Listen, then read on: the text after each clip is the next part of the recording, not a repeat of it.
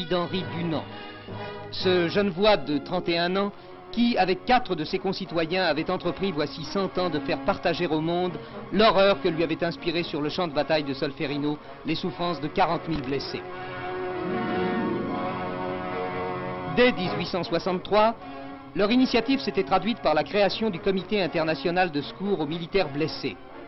L'année suivante, 16 pays signaient dans la salle de l'Alabama la Convention de Genève.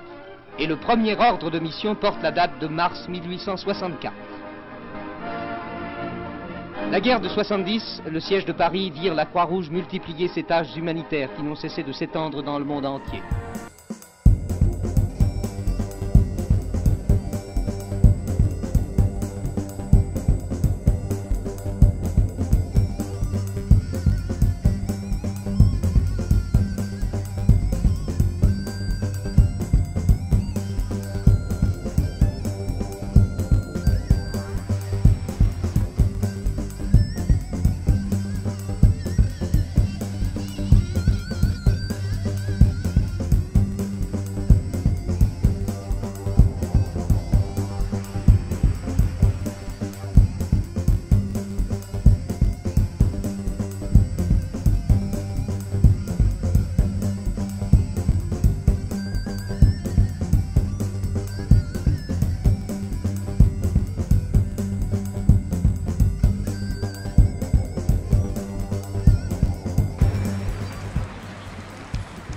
Lors de rassemblements de foule, d'événements culturels ou sportifs, mais aussi quand survient une catastrophe, la Croix-Rouge française peut mobiliser en un temps record ses équipes de secouristes et ses moyens logistiques.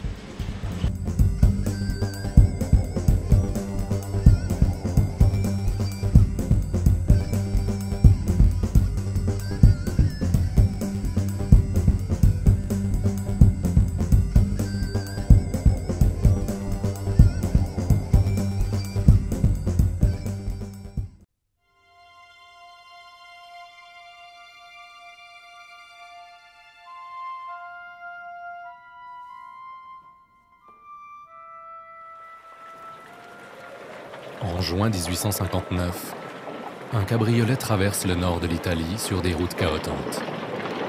Son passager, un homme d'affaires genevois, Henri Dunant, veut tenter d'obtenir une audience de Napoléon III. Il sait que l'empereur des Français se trouve dans la région, à la tête de son armée. Un soir, près de Solferino, un village habituellement paisible, Henri Dunant se retrouve soudain au milieu d'un champ de bataille. Les armées françaises et autrichiennes s'affrontent sans merci. Dunant est rempli d'horreur. À la tombée de la nuit, des milliers de soldats sont morts ou gisent agonisants ou blessés, abandonnés sans soin sur le champ de bataille. Les services de santé des armées sont débordés et impuissants. Les soldats des deux camps, épuisés et ensanglantés, tentent de survivre et de regagner leur position.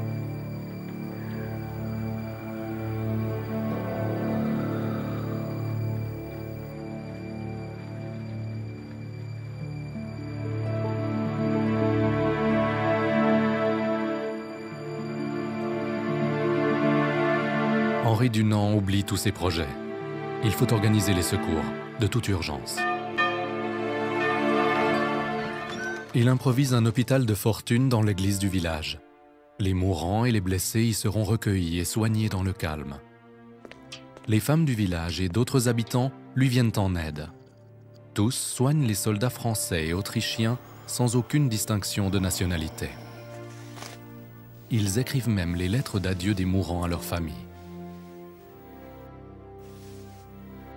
Inlassablement, jour et nuit, ils s'affairent au chevet des victimes. De retour en Suisse, Henri Dunant reste hanté par ce qu'il a vu. Il écrit un livre, Un souvenir de Solferino, qui sera publié en 1862. Il y propose de constituer, dans chaque pays, des sociétés de secours neutres et indépendantes, dont le but serait de donner des soins, en temps de guerre, aux blessés de tous les camps. Son idée est révolutionnaire et rencontre un grand succès.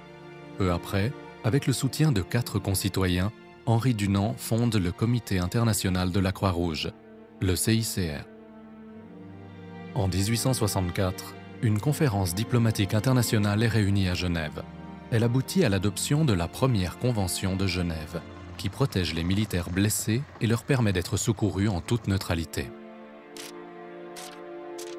Bien des années plus tard, après la Première puis la Seconde Guerre mondiale, d'autres conférences seront à l'origine de nouvelles conventions qui protègent les blessés, les malades ou les naufragés des forces armées sur mer.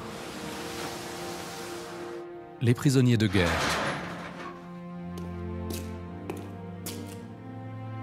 Et les civils victimes de la guerre. Mais c'est Henri Dunant qui aura fait figure de pionnier, car son esprit d'initiative a ouvert la voie vers le changement en faisant preuve d'humanité dans l'inhumanité de la guerre.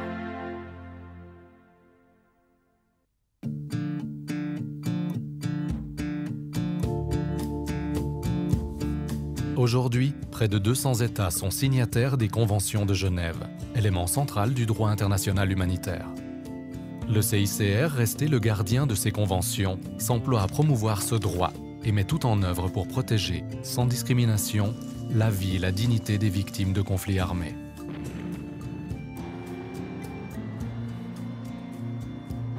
Les militaires blessés et malades, mais aussi les prisonniers de guerre et autres détenus,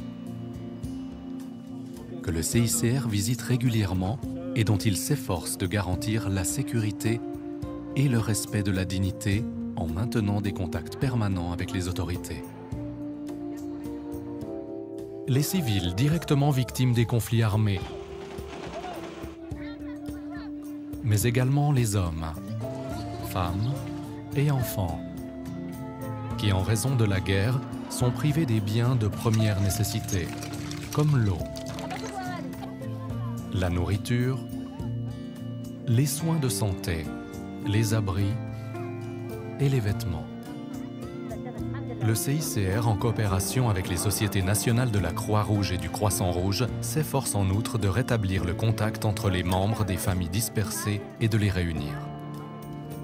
Dans la mesure du possible, le CICR est présent sur place pour plaider la cause des victimes des conflits auprès des autorités, des dirigeants politiques et des militaires, et protéger ainsi la vie, les droits et la dignité de personnes innocentes.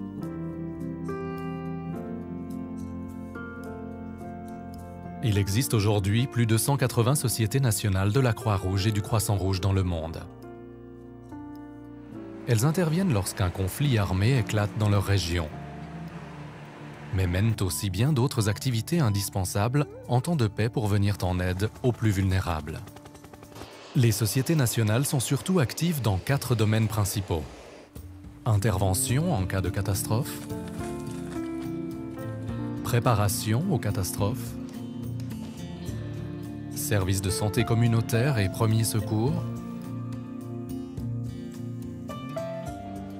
diffusion des principes et des valeurs humanitaires. En 1919, les sociétés nationales ont décidé de fonder leur propre fédération. Aujourd'hui, la Fédération internationale des sociétés de la Croix-Rouge et du Croissant-Rouge coordonne les activités des sociétés nationales à l'échelon international. Elle les soutient aussi pour les appels à l'aide internationale en cas de catastrophe naturelle, sécheresse, ouragan, tremblement de terre, éruption volcanique, inondation,